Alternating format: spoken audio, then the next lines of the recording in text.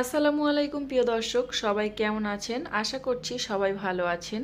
আমি Umme Ruman, you are simple lifestyle YouTube চ্যানেলের পক্ষ থেকে সবাইকে নতুন একটি ভিডিও দেখার আমন্ত্রণ করছি।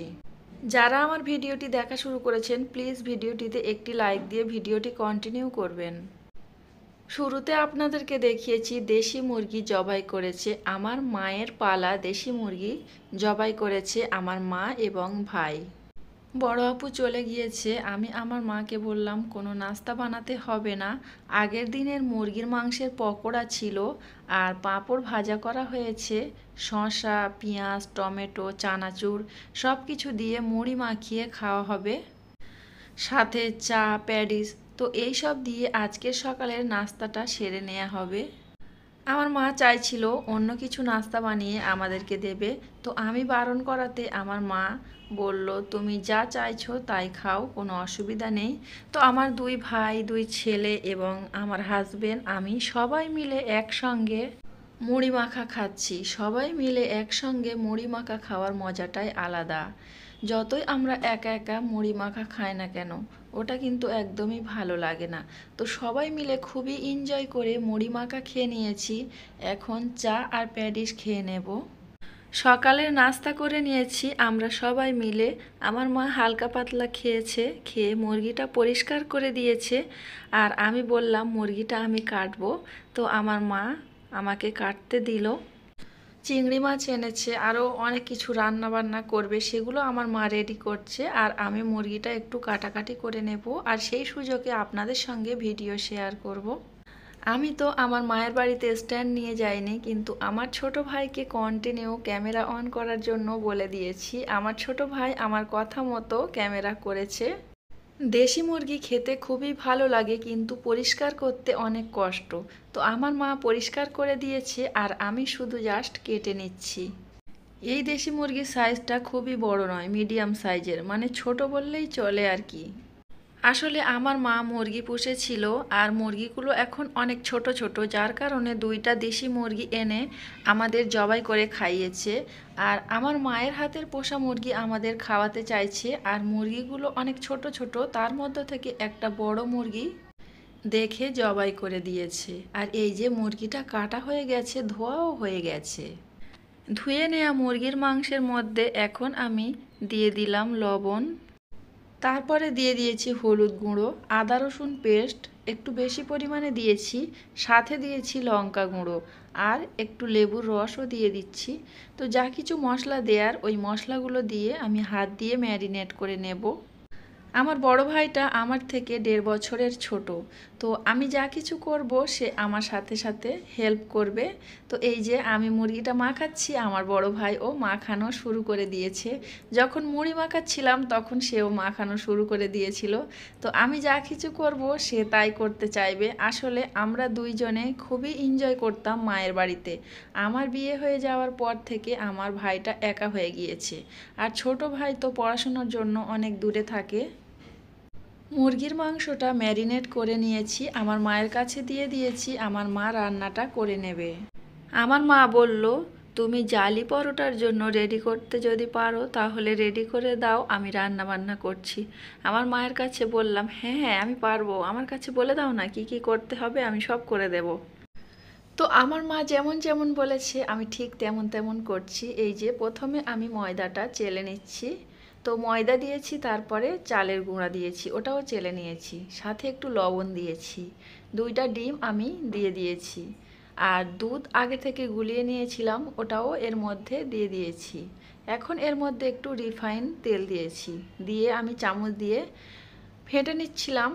তো এক হাতে ক্যামেরা করছি আর এক হাতে ফাটছি, তখন আমার ভাই চলে এসেছে, বলছে আমি ফেটে দিচ্ছি, না হলে আমি ক্যামেরা ধরছি। তো সে ক্যামেরাটা ভালোভাবে ধরতে পারছিল না, তার কারণে আমি বললাম যে আমার ভাই বলছে হ্যাঁ আমি খুব সুন্দর করে ক্যামেরা ধরবো, তুমি তোমার মতো করে ভালো করে ফাটো। তো আমার হাত থেকে কেড়ে নিচ্ছিল, তো আমি আমার মতো করে আবার এইভাবে ফেটে নিচ্ছি। তো আমরা দুই ভাই বোনে খুবই দুষ্টুমি করে কিন্তু কাজ করি। আমার বড় আপু আমাদের থেকে অনেকটা বড়, প্রায় 3 বছরের বড় আমার বড় আপু আমার থেকে, আর আমার বড় ভাইয়ের থেকে 4.5 বছরের বড়। তো তাই তার কাছে তেমন এনজয় করা হয় না, মানে অত ওইভাবে গল্পগুজব করা হয় না। আমরা দুই ভাই বোনে যেমনভাবে মিলেমিশে চলি। তবুও আমার বড় আপুর জন্য খুবই খারাপ লাগছে, সে যদি থাকতো। কিন্তু আমরা ভাই বোনে অনেক খেলা করতাম, সে কাজে কাজগুলো করে নিত, আমার মায়ের সাথে সাথে হেল্প করত। আর এই যে এখন আমি ফেটে নিচ্ছি। আমরা দুই ভাই বোনে জালি পরোটা করার জন্য গোলাটা গুলে আমার মায়ের কাছে এসেছি। আমার মায়ের কাছে এসে দেখছি আমার মা তো মাটির চুলাতে রান্না করছে আর ভাত রান্না হয়ে গিয়েছে। জালি পরোটা করার জন্য যেটা গুলিয়ে রেখেছিলাম গোলাটা, ওটা একদমই পারফেক্ট হয়নি। কারণ আমার মা যেমনভাবে গোলে অনেক সুন্দর করে উঠে আসে। আর আমরা দুই ভাই বোনে মানে গল্প করতে করতে মজা করতে করতে যেটা গুলেছি একদমই ভালো হয়নি। সত্যি কথা বলতে গেলে আমি কিন্তু এটা কোনোদিন করিনি। আর আমার মা, আমার বড় আপু ওরা করে দেয় আর আমি খাই। আর আমার মা বলেছে তুমি পারবে, আমি বলেছি হ্যাঁ হ্যাঁ আমি পারবো, আমার কাছে দাও না, আমি ঠিক করে দেবো। তো এই যে এমন ঠিক করে দিয়েছি, একদমই ভালো উঠছে না। আমার মা বলছে আমি আবারও গুলে ভালোভাবে করব। আমি বললাম না, ওইভাবে করতে হবে না, যেমন হয়েছে আমরাই তো খাবো, ওইভাবেই তুমি করে দাও। তো এই যে আমার মায়ের মনটা খুবই খারাপ হয়ে যাচ্ছিল যে সুন্দরভাবে উঠছে না। তবে এটা কিন্তু খেতে অনেক সুন্দর হয়েছিল। এই যে আমার মা দেখছে যে এখানে ভালোভাবে পড়ছে আর ওখানে ওইভাবে হয়ে যাচ্ছে, কি ব্যাপার, এটা এরকম হচ্ছে কেন, আমি করলে তো এরকম হতো না। মানে গলাটার কোনো সমস্যাই হয়েছে, এটাই বলছে আমার মা বারবার করে। আমার মা আমার বলছে এগুলো ভালো হচ্ছে না আর তুমি ভিডিও করোনি। আমি বলছি যা হচ্ছে হোক না, আমি ভিডিও করে যাই। আমার দর্শকদের বলবো আমি এটা গুলেছি, এটা খারাপ হয়েছে, তাই আমার মা গুললে ভালো হতো। আমার মা যদি গলাটা রেডি করতো তাহলে এমনটা হতো না। সত্যি আমার মা যদি গলাটা রেডি করতো তাহলে এমনটা হতো না। অল্প একটু ভিডিও ক্যাপচার করে নিয়ে গোসল করতে চলে গিয়েছি। এসে দেখছি আমার মায়ের জালি পরোটা হয়ে গিয়েছে। আমার মা বলছে একটা ছাড়িয়ে দেখাচ্ছি, ক্যামেরা যেহেতু করছিস। তো আমার মা এই দেখুন আপনারা কেমনভাবে ছাড়িয়ে দেখাচ্ছে। তো খুব একটা খারাপ হয়নি, তবে ডিজাইনটা অত সুন্দর হয়নি। আর খেতে মাশাল্লাহ খুব সুন্দর হয়েছে। দেশি মুরগির মাংস দিয়ে খেয়েছি অনেক তৃপ্তি করে। মায়ের হাতের মাটির চুলায় দেশি মুরগি রান্নার টেস্ট কত যে সুন্দর লেগেছে বলার বাহিরে। এই যে দেখুন মুরগি রান্নার ফাইনাল লুক আপনাদের সঙ্গে শেয়ার করে দিলাম। কালারটা জাস্ট অসাধারণ এসেছিল। আমার মাকে বলেছিলাম একটু ঝোলঝোল করে রান্না করবে, যেহেতু পরোটার সঙ্গে খাবো। আর অপর সাইডে আমার মা চিংড়ি মাছ দিয়ে সবজি রান্না করেছে, এটা বিশেষ করে আমার জন্যই রান্নাটা করেছে। সব কিছু রান্না বান্না হয়ে গিয়েছে। আর দুপুরের খাবারের জন্য যা যা রান্না করেছে সেগুলো আপনাদের সঙ্গে আর কিছু শেয়ার করিনি। শুধুমাত্র এই যে জালি পরোটা আর দেশি মুরগিটা আপনাদের সঙ্গে শেয়ার করেছি। ওই দিন ছিল শুক্রবার। আমি সব কিছু রেডি করে আমার দুই ছেলেকে এবং আমার হাজবেন্ড সাথে আমার দুই ভাইকে ডেকেছি। আর আমার দুই ছেলে, এক ছেলে একটু বড় হয়েছে, খেতে পারবে, আর এক ছেলে তো অনেক ছোট। আর আমার এই ছেলেটা খাবে বলে চলে এসেছে, সে খুব পছন্দ করে এই সব খাবার খেতে। আমার মা তার নাতিকে জিজ্ঞেস করছে যে তুমি কোন পিঠাটা খাবে বলো তো, তোমার জন্য কোন পিঠাটা বানাবো। তো আমার ছেলে বলছে মাংস দিয়ে, মাংসের ঝোল দিয়ে চুবিয়ে চুবিয়ে যে পিঠাটা খাই ওই পিঠাটাই করো নানিমা তুমি। প্রথমে আমার দুই ভাই, আমার ছেলে, আমার হাজব্যান্ডকে খেতে দিয়েছি, এখন আমি খাবো। আর এই খাওয়া দাওয়ার মুহূর্তটা আপনাদের সঙ্গে একটু শেয়ার করলাম। ভিডিওতে আরও অনেক কিছু শেয়ার করব, তো আপনারা সম্পূর্ণ ভিডিওটি দেখতে থাকুন। আর এতক্ষণ পর্যন্ত যারা আমার ভিডিওর সাথে আছেন, লাইক দিতে ভুলে গিয়েছেন, প্লিজ ভিডিওটিতে একটি লাইক দিয়ে চ্যানেলটি সাবস্ক্রাইব করবেন। যারা এই কাজটি করে ফেলেছেন সবাইকে জানাই অসংখ্য অসংখ্য ধন্যবাদ। অনেক অনেক ভালোবাসা রইল আপনাদের জন্য। যখন আমরা খাবার খাচ্ছিলাম তখন কিন্তু দুইটা বিড়াল এসেছে, ওদের একটু হাড় মাংস দেয়া হচ্ছিল। তারপরে সন্ধ্যাবেলা চলে এসেছি মগরাহাটে। মগরাহাট থেকে কিছু কেনাকাটা করব। তো মশারি নেই আমাদের, অন্ধ্রপ্রদেশে নিয়ে যাওয়ার জন্য মশারি কিনব। মশারি একটা ছিল কিন্তু মশারিটা ছিদ্র ছিদ্র হয়ে গিয়েছে।